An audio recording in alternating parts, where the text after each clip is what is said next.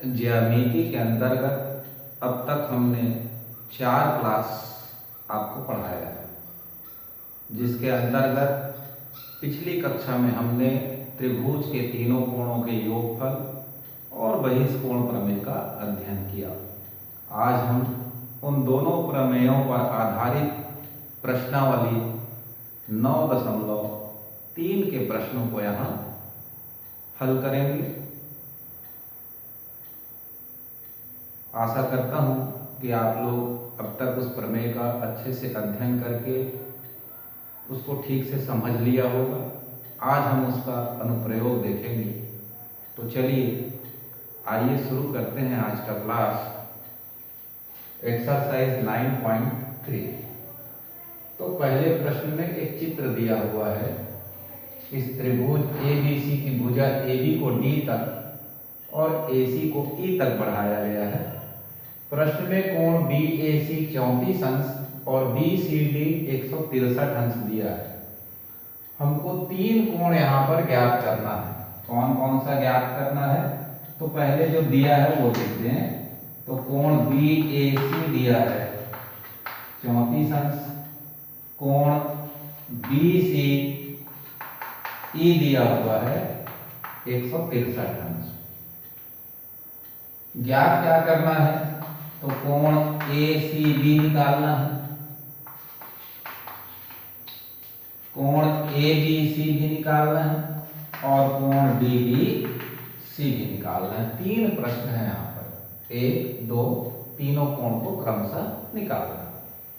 तो सबसे पहले हम इसमें अगर बहिष्कोण प्रमेय का इस्तेमाल करके इस कोण को निकाल सकते हैं एक, और दूसरा तरीका होगा रेखीय युग्म की सहायता से भी इस कोण को निकाला जा सकता है। तो इस कोण का पूरा नाम क्या है? ACB।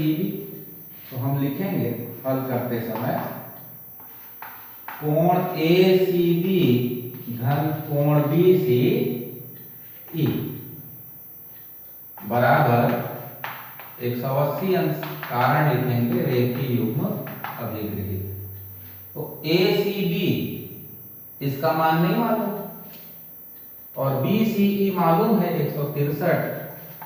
तो ACB धन 163 बराबर 180, इसलिए ACB बराबर हो जाएगा 180 ऋण 163। 10 में 3 गया 7, 7 में 6 गया 1, तो 17 अंश आ गया। कौन सा कोण का मान निकाल चुके? कोण ACB बराबर हमको क्या प्राप्त हो गया? 17 अंश। ठीक है, इतना नोट कर लीजिए पहले।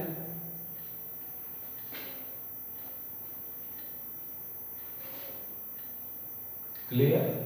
चलिए अब देखते हैं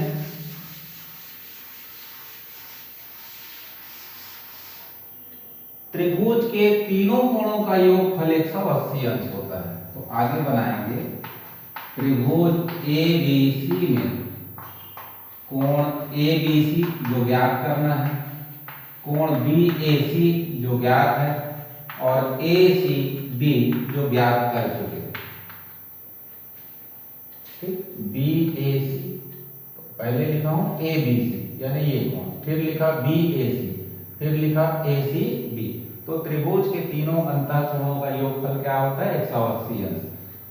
तो ABC हमको ज्ञात करना है। BAC का मान लिख चुके हैं 34 और ACB ज्ञात कर चुके हैं 17 अंश। हो जाएगा बराबर 180। तो कोण ABC 7, 4, 11 हाथ में 51 अंश हुआ बराबर 180, इसलिए ABC बराबर 180 ऋण 51। 10 में 1 गया 9, 7 में 5 गया तो 129 अंश। तो दूसरा कोण भी हमारा आ गया। कोण ABC बराबर 129 अंश।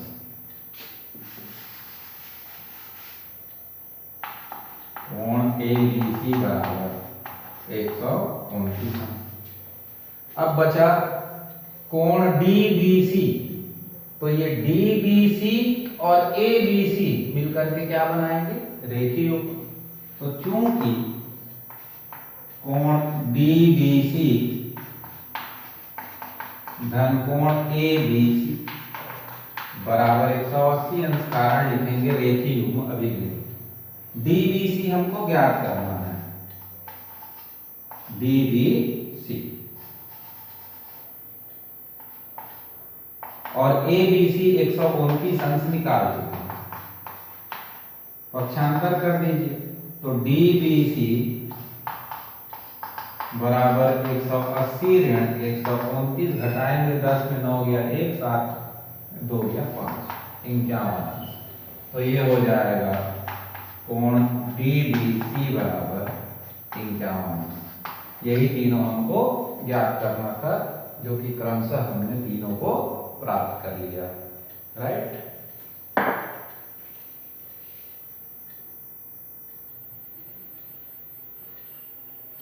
क्वेश्चन नंबर 2 में 4 चित्र दिए हुए हैं, जिनमें से पहला चित्र ये है, नाम कुछ भी नहीं है, यहाँ 30 अंश लिखा है, यहाँ 140, यहाँ x, यहाँ y। इस x और y का मान हमको चित्र की सहायता से ज्ञात करना है। तो बहुत ही आसान है, ये x और 140 को यदि जोड़ेंगे तो क्या होता है, एक रेखा पर है इसलिए 180 अंश। तो चित्र से x धन 140 बराबर 180 अंश, कारण होगा रेखीय। तो x बराबर आ गया 180 ऋण 140, घटा दिए तो x का मान प्राप्त हुआ। अब y को ज्ञात करना है, तो y को देखो, अगर इस त्रिभुज की इस भुजा को बढ़ाया गया तो y कैसा कोण है, बहिष कोण है, जो अपने दूरस्थ कोणों के योग के बराबर होगा। तो बहिष कोण प्रमेय से y बराबर x धन 30 हो जाएगा। बहिष्कोण प्रमेय के कथन को पिछले वीडियो में मैंने आपको बताया, यदि आप नहीं पढ़ पाए होंगे तो उसको पहले थोड़ा पढ़ लीजिए कि बहिष्कोण प्रमेय है क्या। तो त्रिभुज की एक भुजा बढ़ाए जाने पर जो कोण बनता है y, वो त्रिभुज के जो दो कोण उससे दूर होते हैं, ये उससे लगा हुआ कोण है, तो जो उसके दूर के कोण होते हैं, दूरस्थ अंतःकोण जिसको कहा जाता है, उसके योग के बराबर होगा। तो y का दूरस्थ अंतःकोण कौन सा है, 30 अंश और x अंश। तो x और 30 इन दोनों का योग जो होगा y के बराबर होगा। उसका कारण क्या होगा, बहिष्कोण प्रमेय। तो बहिष्कोण प्रमेय परीक्षा के लिए बहुत इंपॉर्टेंट भी है, इसलिए आप पिछला वीडियो जरूर देख लीजिए ताकि आपका कॉन्सेप्ट क्लियर हो जाए। अब x का वैल्यू हम कितना निकाल चुके हैं, 40। तो y बराबर हो जाएगा 40 धन 30 बराबर 70। लास्ट में हम आंसर लिख सकते हैं, x बराबर 40 अंश और y बराबर 30 अंश। Write down.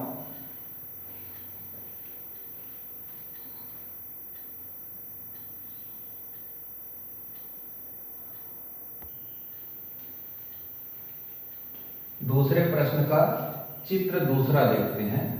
यहां पर दिया हुआ है AD समांतर BC। ठीक, इस कोण का मान 30 अंश बताया गया, इसका 5y, इसका 2x और इसका x ऋण y।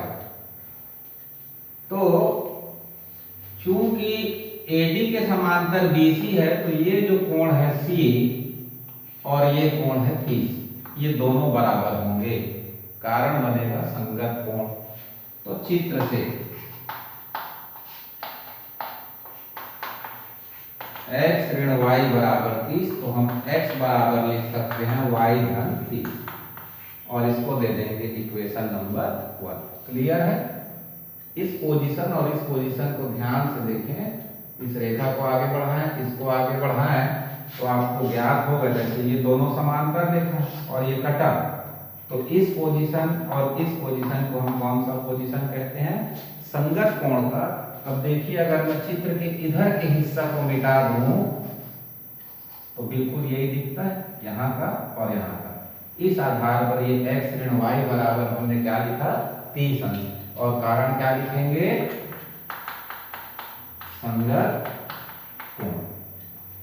अब इसमें आप थोड़ा बहिष्कोण को देखिए, तो ये त्रिभुज की इस भुजा को बढ़ाने पर जो कोण बना है वो ये वाला है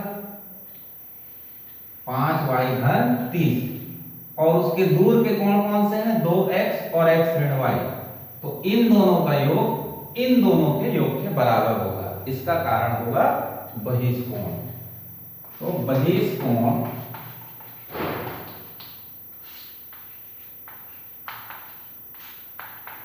प्रमेय से 30 धन 5y बराबर 2x धन x ऋण y हो जाएगा। अब हम क्या लिख सकते हैं देखिए, तो 30 लिखा, 5y लिखा, x का मान यहां पर कितना है देखिए y धन 30, तो इस x के स्थान पर लिखेंगे x धन 30, और इस x ऋण y के बदले क्या लिख सकते हैं, डायरेक्ट 30 लिख सकते हैं, या फिर आप ऐसे ही लिख दीजिए, सॉरी y धन 30 लिखेंगे, x का वैल्यू क्या लिखेंगे y धन 30, तो यहां लिख देंगे y धन 30, इस x के बदले भी लिखेंगे y धन 30, फिर ऋण ये y हो जाएगा। अब कोष्टक खोलिए, तो 30 धन 5y बराबर 2y, 30 दूनी 60, ये धन y ऋण y आपस में कट जाएगा, बचेगा 30। अब इस 2y को पक्षांतर करो और 30 को उधर कर दो, तो 5y ऋण 2y 60 धन 30 ऋण 30 फिर हुआ, दोनों 30 कट जाएगा, और 5y में 2y गया, 3y बराबर 60 प्राप्त हुआ। तो y बराबर क्या होगा, तो y बराबर 60/3, 3 से कटा देंगे तो y का मान कितना प्राप्त हो जाएगा 20 अंश। अब इस y के मान को आप यहाँ ले आइए समीकरण 1 में, तो 20 धन 30 कितना हो जाएगा 50, तो इतना नोट कर लीजिए, फिर थोड़ा सा 1-2 लाइन बचे है उसको कंप्लीट करते हैं।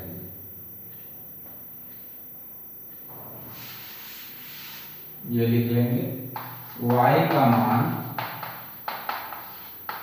1 में, तो x बराबर हो जाएगा 20 धन 30, तो आ जाएगा 50 अंश, और लास्ट में हम क्या लिखेंगे आंसर x बराबर 50 अंश और y बराबर 20 अंश। ठीक है, समझ में आया?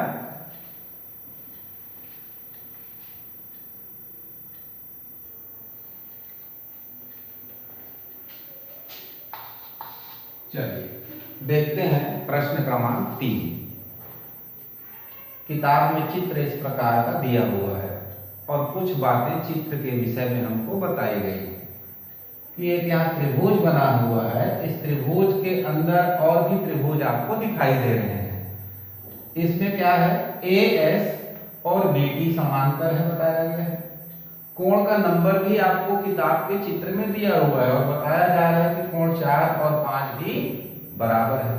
साथ ही साथ ये बताया गया कि जो ये SB रेखाखंड है ये कोण AST का क्या है समद्विभाजक है, इतना दिया हुआ है। तो समद्विभाजक है मतलब कोण AST को 2 बराबर भागों में बांटेगा। तो यहाँ पर हमने लिखा है चूंकि SB कोण AST का समद्विभाजक है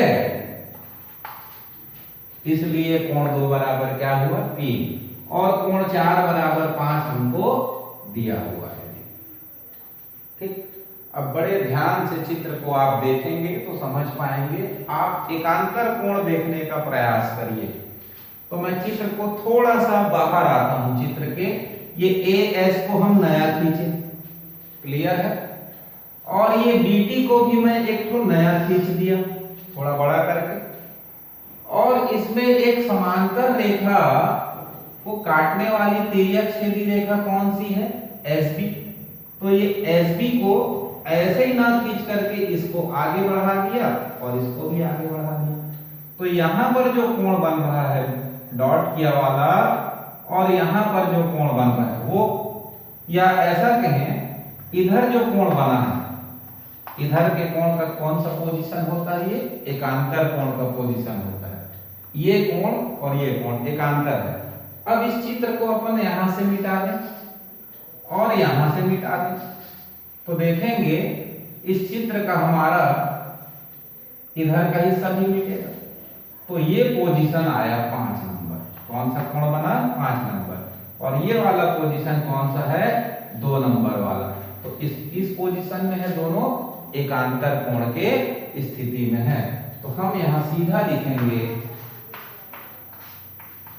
चित्र से कोण 2 बराबर 5, कारण होगा एकांतर कोण। क्लियर है? अब देखिए एकांतर कोण होगा 4 बराबर 5 हमको दिया है, इसको मान लीजिए 1 नंबर। एसबी कोण एएसटी का समद्विभाजक है, इसलिए हमने लिखा है कोण 2 बराबर 3, इसको मान लीजिए 2 नंबर। और कोण 2 बराबर 5 हमने चित्र का अवलोकन किया, एनालिसिस किया, तो पाया कि कोण 2 और 5 का पोजीशन कौन सा है? एकांतर कोण का है। उस आधार पर कोण 2 बराबर 5 मिला। अब देखेंगे 4 किसके बराबर है? 5 के बराबर है। 5 किसके बराबर है? 2 के बराबर है। 2 किसके बराबर है? 3 के बराबर है। ध्यान देंगे मैं क्या बोल रहा हूं। देखिए 4 किसके बराबर है? 5 के, मतलब 4 और 5 दोनों बराबर हुए। क्लियर? ठीक। कोण 2 किसके बराबर है? 5 के बराबर है। तो 2, 5 और 4 तीनों बराबर हुए, परंतु 2 किसके बराबर है? 3 के भी बराबर है। तो देखिए उसको इस प्रकार से लिखिए, कोण 4 किसके बराबर है? 5 के बराबर है। क्लियर? फिर 5 किसके बराबर है? 2 के बराबर है। और 2 किसके बराबर है? 3 के बराबर है। इस प्रकार हम कह सकते हैं कि कोण नंबर 2, 3, 4 और 5 तीनों कैसे हैं? आपस में बराबर है। तो इसको लिखने का क्या मतलब हुआ? तो इसको यहां लिख देंगे सीधा 1, 2 व 3 से। कोण 4 बराबर 5 बराबर 2 बराबर 3 लिख लीजिए। ठीक? आया समझ में? अब हम आगे क्या देखेंगे, हमको निकालना कोण 1 है, परंतु इतना काम करना पड़ रहा है। ठीक? तो अब त्रिभुज के तीनों कोणों का योगफल कितना होता है? 180 अंश। तो त्रिभुज नाम होगा बीएसटी। बीएसटी में कोण 4 धन 5 धन 3 बराबर क्या लिख सकते हैं? 180 अंश। अब देखिए 4 के बराबर 5 है, 5 के बराबर 3 है, यानी इसमें से हम 4 बराबर 4 लिख सकते हैं, या इसी को सबको क्या मान लो? x मान लो। 4 किसके बराबर है? 5। 5 किसके बराबर है? तो 2 किसके बराबर है? 3। तो मान लेते हैं सबका मान कैसा है? x के बराबर है। अगर x मान लोगे तो यहाँ क्या लिख सकोगे? x, यहाँ भी x, यहाँ भी x, तो ये हो जाएगा 180 अंश। सरल पड़ेगा ऐसा करने से। तो ये हुआ 3x बराबर 180 अंश। दोनों तरफ 3 से भाग देंगे तो x बराबर कितना आ जाएगा? 60 अंश। अब हमको निकालना क्या था प्रश्न में, वो देखते हैं। तो कोण 1 का मान ज्ञात करना है। किसका ज्ञात करना है? 1 का। ठीक?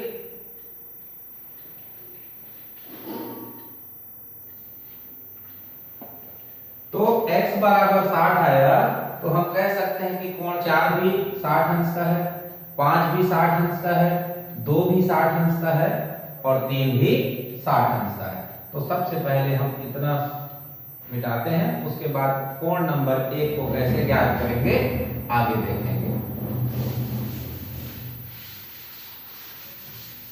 तो इस आधार पर लिख सकते हैं, इसलिए कोण 4, 5, 2, 3, तो x का मान 60 आया, मतलब ये सभी कोण कितने अंश के हुए?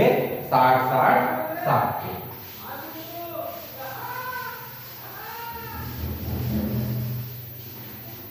अब हमको ज्ञात करना है कोण नंबर 1 को। ठीक? तो 1 धन 2 धन 3, तीनों कोणों का योग कितना होता है बताइए? बहुत सिंपल, 180 अंश। तो चित्र में आर एस टी एक रेखा है, आर एस टी एक रेखा है, इसलिए कोण 1 धन 2 धन 3 बराबर होगा 180 अंश। 1 का मान नहीं जानते, परंतु 2 का कितना 60, 3 का भी कितना 60, तो ये हुआ 180 अंश। तो 1 60 60 120, तो 180 ऋण 120 बराबर आ गया 60 अंश। क्लियर है? ठीक, समझाने का प्रयास किया। एक बार और रिपीट करता हूं कि ये क्या दिया था, 4 बराबर 5। क्लियर है? फिर बताया गया था कि एस बी जो है कोण ए एस टी का अर्धक है, इसलिए आ गया 2 बराबर 3। राइट? अब कोण 2 बराबर 5 क्यों लिए थे चित्र में? क्योंकि एकांतर कोण था। तो इस प्रकार से देखें कि 4 जो है 5 के बराबर है, 5 2 के बराबर है, 2 3 के बराबर है। तो फिर लिखा गया कि कोण 4 बराबर 5 बराबर कोण 2 बराबर कोण 3, और उसको क्या मान लिए थे? x। फिर हमने लिया कोण 4 धन 5 धन 3 बराबर 180 अंश। ठीक, अब तीनों की जगह x x x लिखा और हल किए तो x बराबर क्या आया? 60 अंश। अब फिर आगे बढ़े यहाँ पर, तो ये चित्र में देखेंगे कोण 1 धन 2 धन 3 का योग क्या होगा? 180 अंश, रेखीय युग्म होने के कारण। तो कोण 2 का मान भर लेंगे 60, 3 का भर देंगे 60, 60 60 को जोड़ के 120 किए, पक्षांतर किए तो 180 से घटने के बाद कोण 1 का मान हमको 60 अंश प्राप्त हुआ। रेखा गणित में तर्क की सहायता से हमको सवाल को हल करना होता है, और अज्ञात राशि या जो भी प्रश्न में पूछा जाता है उसको हमको बड़ी सावधानी पूर्वक हल करना पड़ता है। तो थोड़ा सीखने में आपको कठिनाई होगी, क्योंकि चित्र जैसा होता है उसको हमको थोड़ा कल्पना करके देखना पड़ता है कि कहाँ कौन सा कोण बन पा रहा है या नहीं बन पा रहा है। तो वीडियो को थोड़ा आराम से देखिए, पूरा देखिए, ताकि अच्छे से समझ में आए। ना आने पर एक बार पुनः उसको रिपीट करें और बड़े ध्यान से समझने का प्रयास करें। ठीक, और परिभाषा जो मैं पहले वीडियो में आपको बताया था वो सारा परिभाषा अब तक आप याद कर लिए होंगे, और बहिष्कोण प्रमेय और त्रिभुज के तीनों कोणों के योगफल की भी आप तैयारी कर रहे होंगे। अगर नहीं कर पाए होंगे तो एक बार वीडियो को देख लीजिए, ताकि आपका कॉन्सेप्ट अच्छे से क्लियर हो। रेखा गणित थोड़ा टफ होता है, परंतु इतना भी टफ नहीं है कि आप नहीं समझ पाएंगे। समझाने का पूरा प्रयास किया गया, आप थोड़ा सा परिश्रम करेंगे, आपसे भी बहुत इजीली क्वेश्चन बनते जाएगा। ठीक,